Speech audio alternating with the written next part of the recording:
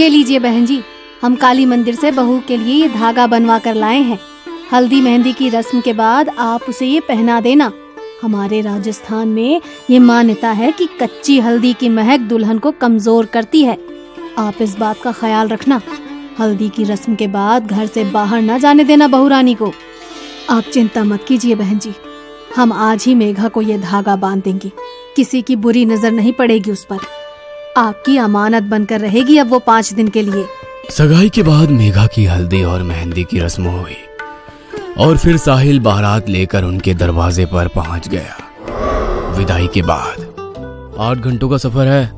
अपने साथ सभी जरूरी चीजें रख ली थी ना तुमने? सबसे पहले हमारी पुश्तैनी हवेली में तुम्हारा गृह प्रवेश होगा। वहां पर कुछ दिन रहकर रस्में पूरी करनी है। उसके बाद अपने जयपुर वाले घर लौट आएंगे हम सब। हाँ बाबा, सब रख लिया है मैंने, तुम बिल्कुल भी टेंशन मत लो। मेघा अपने ससुराल जाने के लिए बहुत एक्साइटेड थी। साहिल की पुश्तैनी हवेली, शाही रस्में, गृह प्रवेश, सब एक सपने की तरह लग रहा था उसे। लंबा सफर करके वो अपने गांव पहुंच चुके थे। वाओ, कितना सुंदर है ये सब। यहाँ तो सब हवेलियाँ ही नजर आ रही हैं। रुको रुको प्लीज, मेरी पिक्चर्स लो ना उसके साथ। मेघा ने गाड़ी रुकवाई और दौड़ते हुए एक सुनसान सी हवेली का दरवाजा खोलकर उसके अंदर दाखिल हो गई।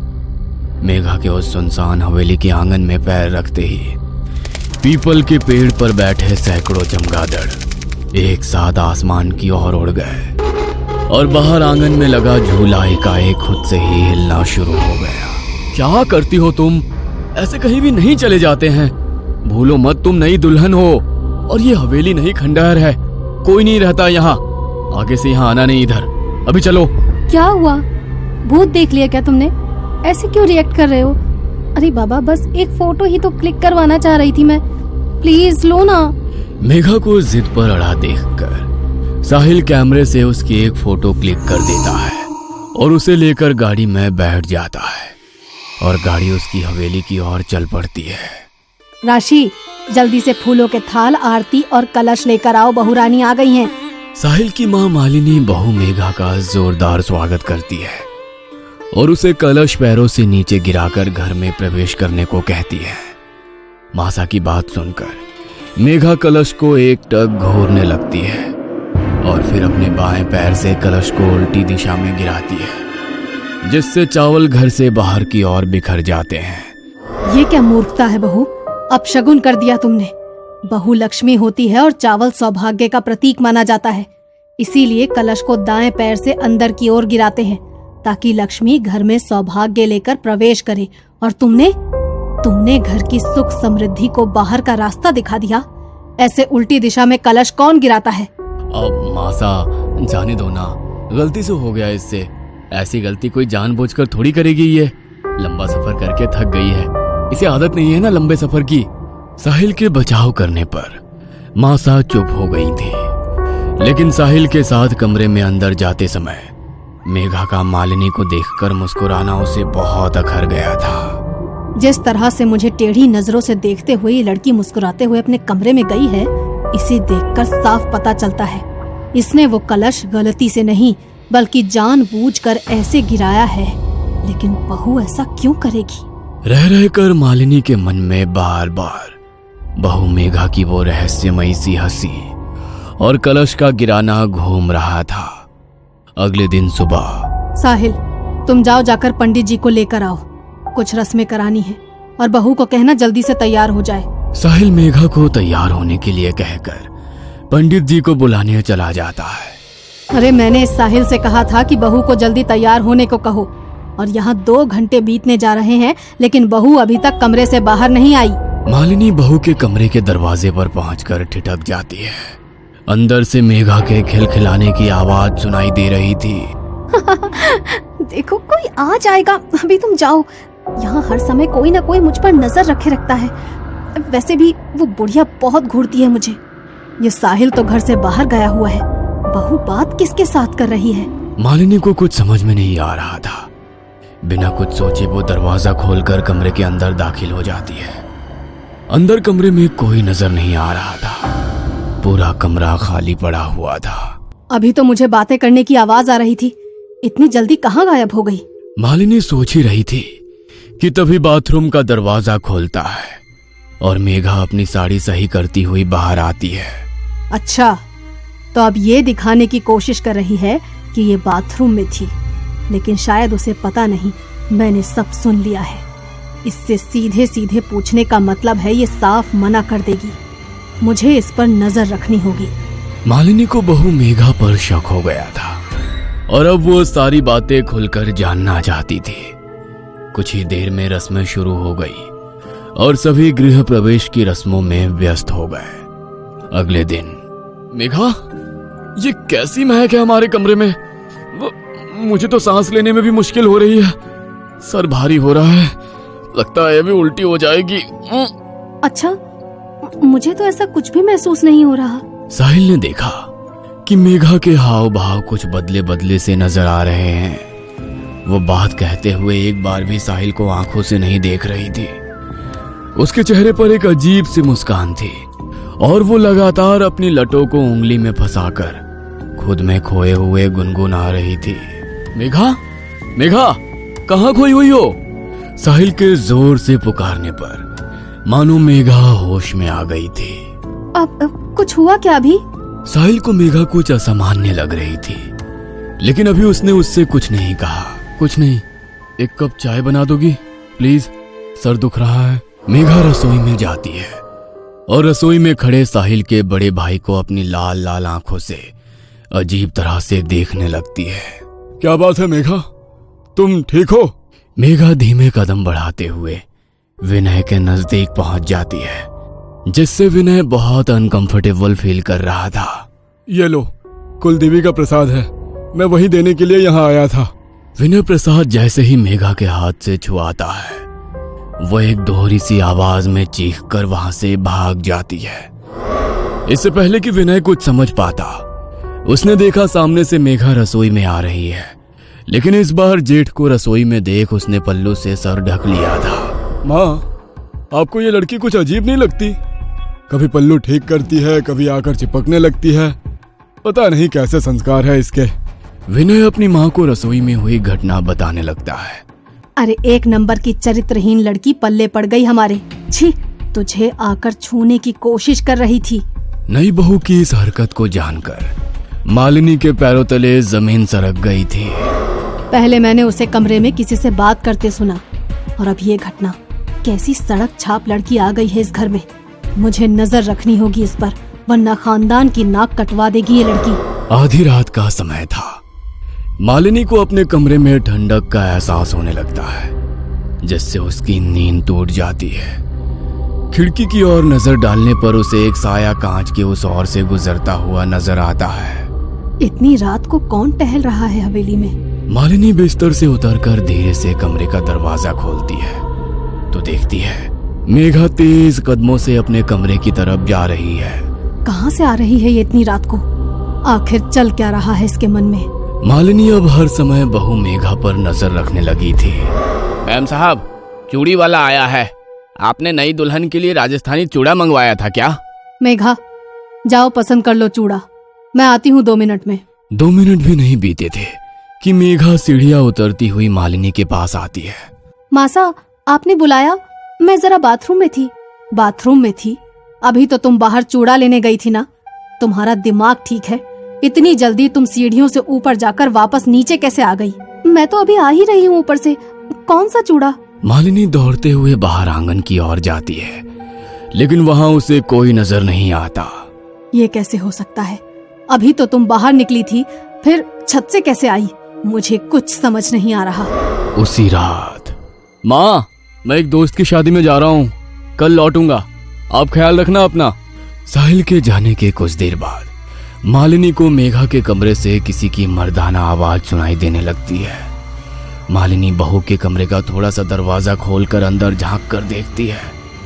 अंदर का मंजर इतना डरावना था कि मालिनी के पांव अपनी जगह पर जम से गए थे। अंदर कमरे में सिर्फ मेघा थी और वो आराम कुर्सी पर दोनों पांव ऊपर करके सिमट कर बैठी हुई थी। कुर्सी लगातार जोर जोर से हिल रही थी। मेघा के मुंह से एक भयानक सा स्वर सुनाई दे रहा था, जैसे औरत और आदमी की आवाज एक साथ सुनाई दे रही हो। मेघा लगातार हंसती जा रही थी और टूटी फूटी उखड़ती सी बोली में अस्पष्ट सा कुछ बड़बड़ा रही थी।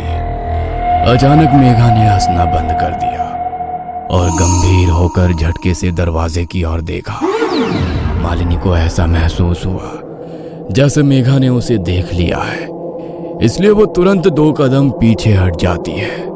ये क्या था? क्या हो रहा है इस लड़की को? मुझे यहाँ से चलना चाहिए।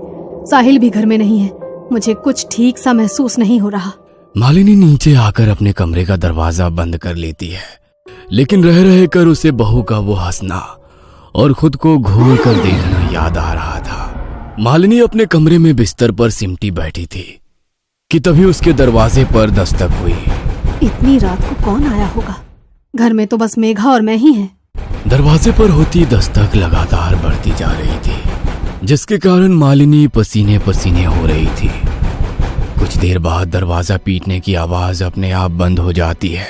लगता है मेघा अपने कमरे में चली गई है। एक बार जाकर देखती हूँ।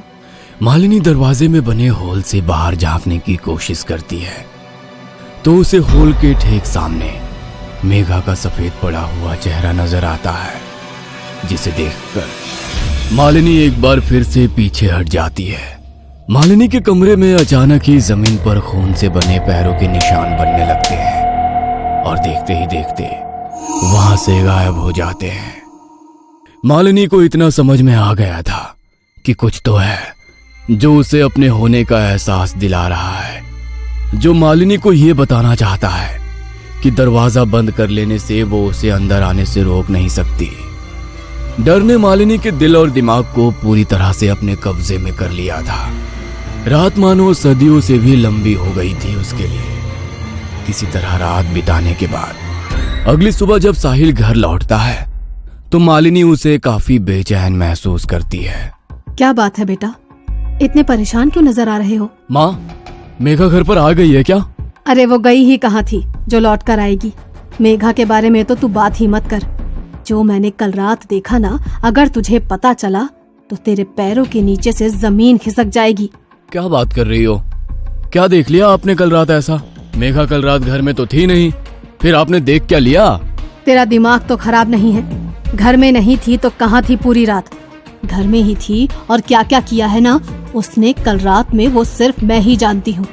किसी तरह भगवान का नाम लेकर रात बिताई है मैंने। अरे माँ, आपके सामने ही ना कल मैं मेघा को अपने साथ शादी में लेकर गया था। पूरी रात वो मेरे साथ ही थी। फिर पता नहीं अचानक सुबह 4 बजे कहाँ गायब हो गई। मैंने उसका फोन भी मिलाया, लेकिन वो शायद अपना फोन घर पर ही भूल गई थी। जब काफी देर ढूंढने के बाद भी वो मुझे नहीं मिली तो मैं सीधा घर चला आया। ये सब क्या हो रहा है? क्यों हो रहा है? मुझे तो कुछ समझ में नहीं आ रहा। क्या सच है क्या भ्रम है? मेरे दिमाग ने तो काम करना ही बंद कर दिया है। अरे तू तो अकेला शादी में गया था ना, और वो मेघा पूरी रात यहाँ घर में ही थी।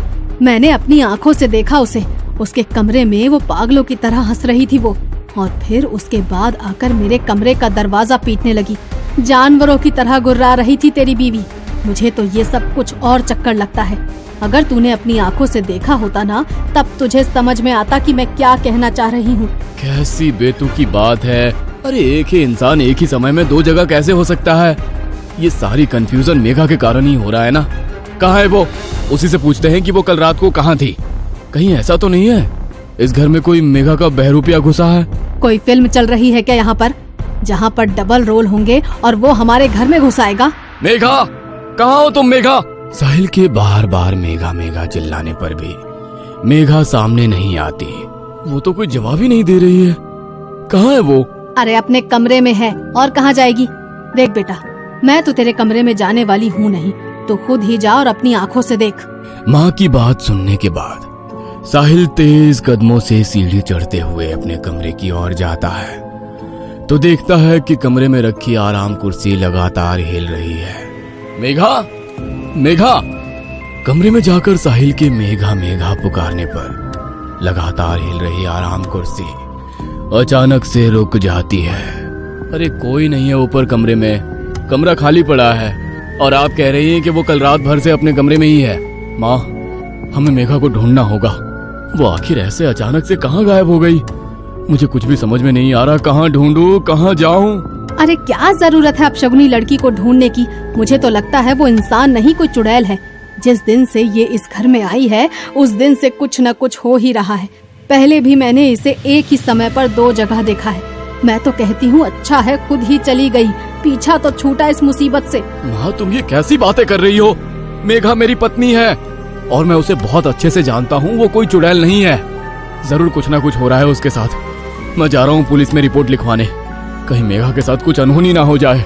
अरे पुलिस में रिपोर्ट लिखवाने से कुछ नहीं होगा। मेरे साथ पहाड़ी वाले बाबा के पास चलो, अब वही कोई उपाय बताएंगे। मुझे तो ये कुछ और ही चक्कर लग रहा है। मालिनी और साहिल पहाड़ी वाले बाबा के पास जाते हैं और उन्हें सारी समस्या सुनाते हैं। बाबा आंख बंद करके कुछ देर साधना में लीन हो जाते हैं। कुछ देर बाद, तुम्हारी बहू के पास समय बहुत कम है। कल अमावस्या की रात है। अमावस की रात काली शक्तियों की ताकत सबसे ज्यादा होती है और तेरी बहू जिस शक्ति के प्रभाव में है ना, वो तो वैसे भी बहुत ताकतवर है। लेकिन बाबा, मेरी पत्नी तो लापता है। उसका तो कहीं पता ही नहीं चल रहा है। मैं करूं तो क्या करूं? ठीक है, चलो मेरे साथ। साहिल और मालिनी के साथ बाबा उनकी हवेली पर पहुंचते हैं और हवेली के अंदर आने के बाद कुछ देर तक वहां बैठकर मंत्र साधना करते हैं। तुम्हारी पत्नी यहाँ कहीं आस पास नहीं है, लेकिन कहाँ है यह जानने के लिए मुझे अपनी तंत्र शक्ति का प्रयोग करना होगा। क्या तुम्हारे घर के आसपास कोई ऐसा निर्जर घर है जहाँ कोई आता जाता ना हो? हाँ बाबा, याद आया। शादी के बाद जब मैं पहली बार मेघा को लेकर हवेली आ रहा था तो रास्ते में चौसर वाली हवेली पड़ी थी। मेरे मना करने के बाद भी मेघा ने हवेली के अंदर कदम रखा और एक फोटो खिंचवाई थी। मैं अभी आपको वो फोटो दिखाता हूँ। हड़बड़ी में साहिल अपना मोबाइल निकालता है और बाबा को वो फोटो दिखाने लगता है। फोटो में बाबा को मेघा के पीछे एक काली परछाई नजर आती है, जिसे देखकर साहिल, मालिनी और बाबा चौंक जाते हैं। अब तो आप लोग समझ ही गए होंगे ना कि पिछले कुछ दिनों से जो आपके घर में चल रहा था उसका कारण क्या था। कहाँ है वो हवेली? मुझे वहां लेकर चलिए, शायद आपके सारे प्रश्नों के उत्तर वहीं मिलेंगे। साहिल और मालिनी बाबा को उनके घर से कुछ कदमों की दूरी पर बने चौसर वाली हवेली में ले जाते हैं। पूरे गांव में ऐसी अफवाह थी कि हवेली में कुछ तो ऐसा है जिसके कारण वहां हर समय मनहूसियत पसरी रहती है। हवेली में रहने वाला परिवार बरसों पहले हवेली को वीरान छोड़कर यहां से पलायन कर गया था।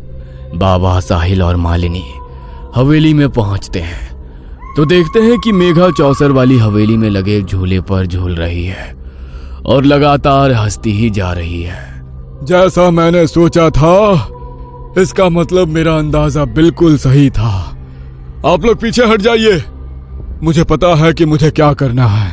बाबा नमो नारायण भगवते वासुदेवाय कहते हुए हवेली का दरवाजा खोलकर धीरे धीरे मेघा की ओर बढ़ने लगते हैं। साथ में लाए हुए सिंदूर से वो झूला झूल रही मेघा के चारों ओर एक घेरा बनाते हैं और फिर मंत्र पढ़ते हुए लगातार पानी की छींटें उसकी ओर मारने लगते हैं। बाबा के लगातार मंत्र पढ़ते जाने के कारण मेघा जमीन में बैठकर जोर जोर से चिल्ला रही थी। ये क्या हो रहा है मेरी मेघा को? बाबा, वो ठीक तो हो जाएगी ना? मुझे लग रहा है उसे बहुत तकलीफ हो रही है। बाबा इशारे से साहिल को पीछे रहने के लिए कहते हैं और लगातार मंत्रों का जाप करते रहते हैं। कुछ देर के बाद मेघा निहाल होकर जमीन में गिर गई थी। बाबा इशारे से साहिल को मेघा को उठाने के लिए कहते हैं। साहिल गोद में उठाकर मेघा को हवेली से बाहर निकल आता है। मेघा के हवेली से बाहर आते ही बाबा हवेली के दरवाजे पर मंत्र पढ़ते हुए एक नक्शा सूत्र बांध देते हैं और एक धागा मेघा के गले में भी पहना देते हैं। आपकी पत्नी अब खतरे से बाहर है, लेकिन ध्यान रहे, मेघा तो क्या, गांव की कोई भी महिला इस हवेली के आसपास ना आने पाए। जानना नहीं चाहोगे कि आखिर तुम्हारी पत्नी के साथ क्या हुआ था? इस हवेली में एक शक्तिशाली जिन्न का साया है। आपका समय अच्छा था जो सही समय पर मैं आपको मिल गया, वरना बहुत बड़ा अनर्थ हो जाता। इतने दिनों से जो आप लोगों को भ्रमित करके भटक रहा था वो एक जिन्न था। जो आपकी बहू को अपने साथ ले जाना चाहता था। आप शायद जानते नहीं, जिन्न बहुत शक्तिशाली होते हैं। एक बार किसी के पीछे पड़ जाए तो फिर आसानी से उसका पीछा नहीं छोड़ते। साहिल मेघा को लेकर अपने घर लौट आया था और इधर चौसर वाली हवेली में लगा झूला एक बार फिर से हिलने लगा था। ये कहानी आपको अच्छी लगी हो तो हमें सब्सक्राइब करें, हमारा इंस्टाग्राम और फेसबुक पेज जरूर फॉलो करें। और हाँ दोस्तों, सब्सक्राइब करना भूलना मत।